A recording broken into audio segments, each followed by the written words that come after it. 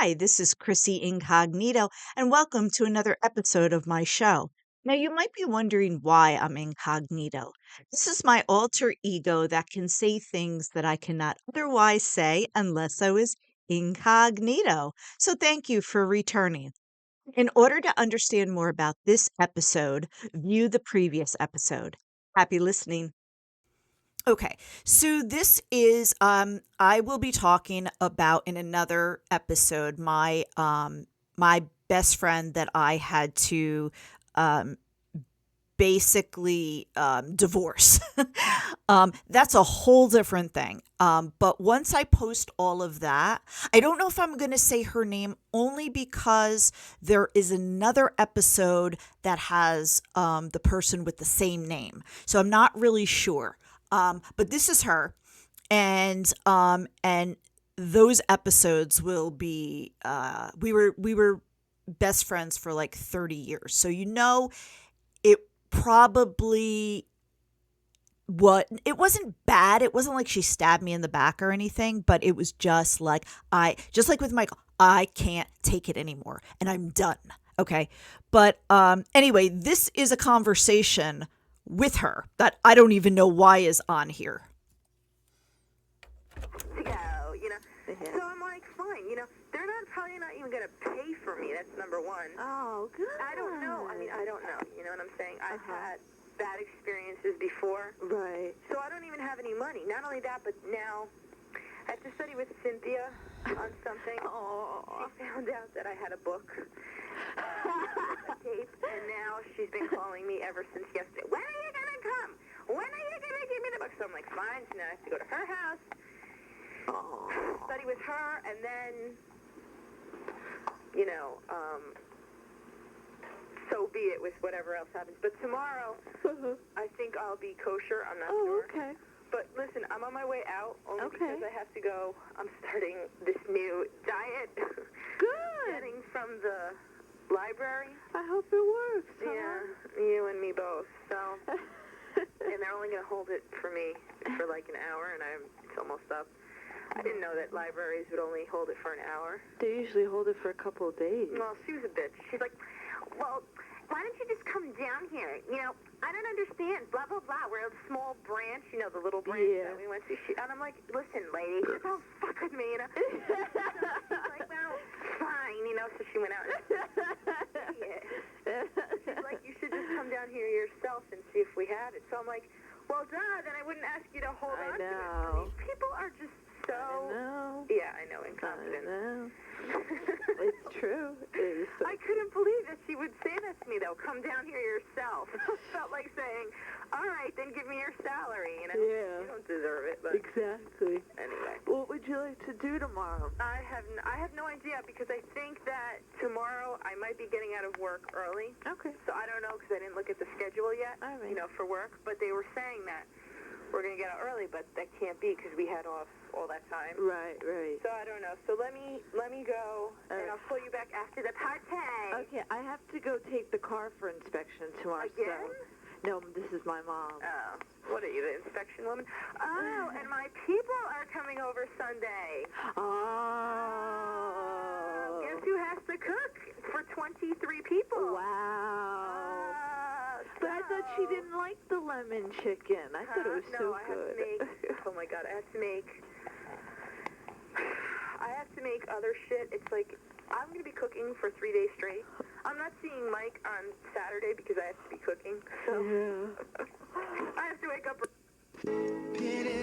Wow, so that was before they were even married. So we were still in school at this time, and she got a full-time position in a school because she's a teacher, and so now she's going for her master's. So we're like all over the place. But I love that I have not gotten a car inspected in years because I lease, so it's never required to, because by the time it needs anything, you turn it in. But thank you for joining me. If there's anything else, I'll let you know. And she was very demanding with her husband. You need to do this. You need to do that. You need to do this. But it wasn't that she felt like a princess. That wasn't it. She just did not want to hold up her end. And every time I would ask her, Karen, why don't you do? No, I'm lazy. No, I'm lazy. And I would say to her, Karen, nobody wants to re-raise a lazy kid, like a lazy adult. Like you've gotta.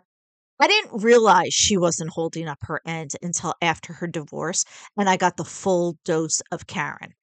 Now, I'm not trying to like villainize her, okay? I'm really not. I changed and I had enough of all of this bullshit, okay? That was another thing. So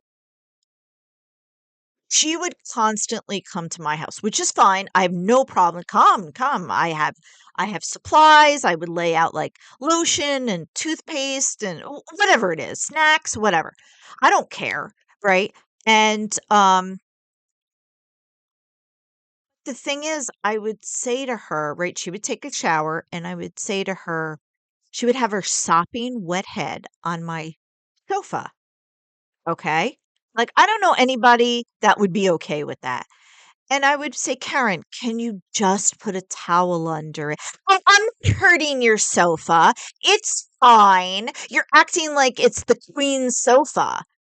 And I would get behind her and shove it under her. And then when I would walk out of the room and walk, it would be gone because don't, you, you constantly violate boundaries. Now, you may think that this is nothing, but this is examples of what she would do over and over and over again with different situations. You would just simply say, like, I don't care if you take a shower, I don't care if you're on the couch, but can you just not leave a wet fucking sopping ring on my couch that I paid for? When we went away to another state and we visited her family, she did the same thing to them. They were like, the head and the sofa. It's like, yeah, Karen doesn't see a problem in it. She's like, fine, I'll put a towel under it. Like leaning back. So that, all of these instances are just examples of how you get tired after a while. You're like, I shouldn't have to tell a grown ass adult who we're like family to respect my shit. Okay. Then I come to realize that I didn't know this. Her husband did everything. She cooked. That's because she had a food problem, okay? He cleaned, he vacuumed, and he wasn't a docile guy. She would never be with a docile guy. She needs somebody to control her because they can't control themselves, the borderlines, okay? Very like, arguing with her, fighting with her, trying to again get stuff done. But in order to get stuff done, he just did it himself. And then I guess just like, got pissed at her. Okay, he was very cold. And the big thing in their marriage was he did not want to have sex with her. So she was always obsessed with sex. He just, it wasn't a biological, there was nothing wrong with him because he had affairs.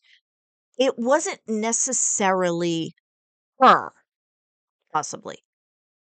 I just think he can't handle intimacy. So it's a lot better having this like nothing inconsequential affair than having like a real relationship. But I do believe, having looked at everything, that this barrenness probably like drove him away. I think he was predisposed to being an asshole.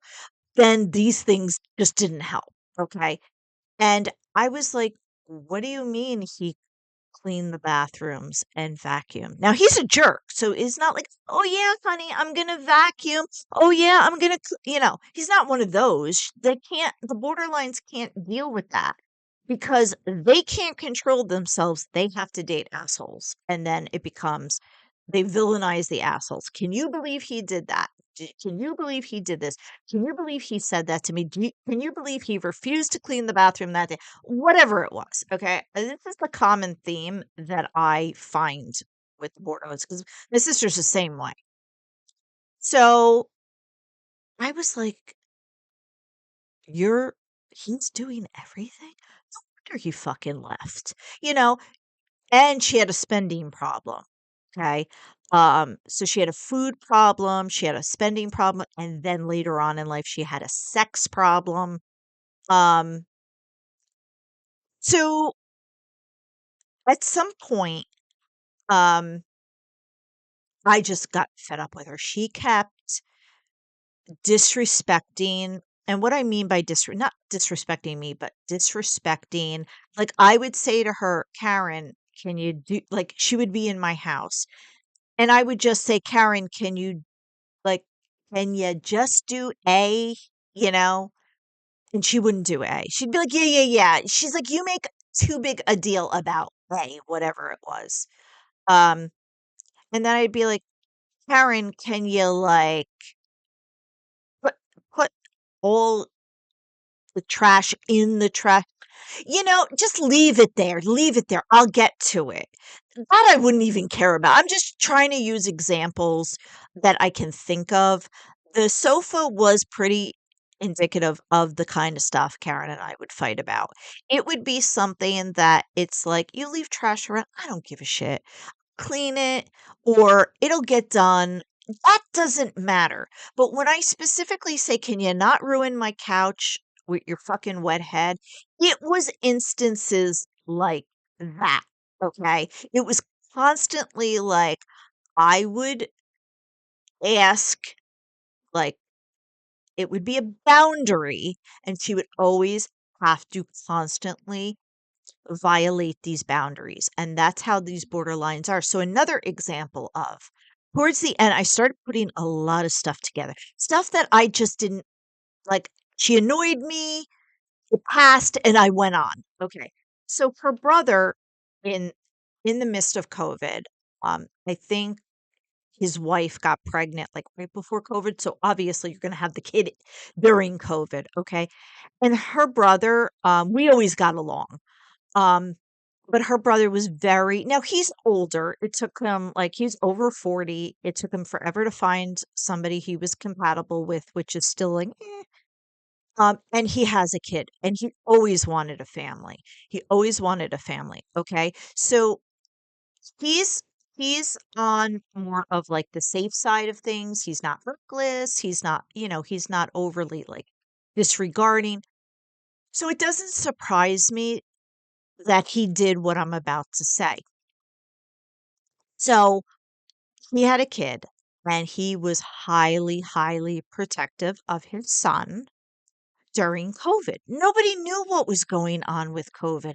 And now you have a brand new, like little tiny baby. Of course, I'd be the same, exactly the same.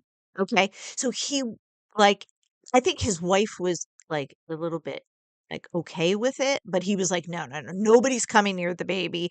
Nobody. And again, it's because of COVID and you can understand, right? Like little tiny infants are susceptible to a whole bunch of crap. So he would stand on his porch and let everybody see the baby and maybe like Zoom here and there. And Karen, just in the typical way, she's like, "Let me see the baby. Let me touch the arm." And of course, her brother was like, "No, you're not touching the baby." And she's like, "No, no, just the toe, just the toe." And I'm thinking to myself, and this is when I had started to distance myself from her. It's like, Karen, w- toe is not significant. What is a toe going to do for you if the little booty comes off and you get to touch the toe? Because you get to violate boundaries. That's why.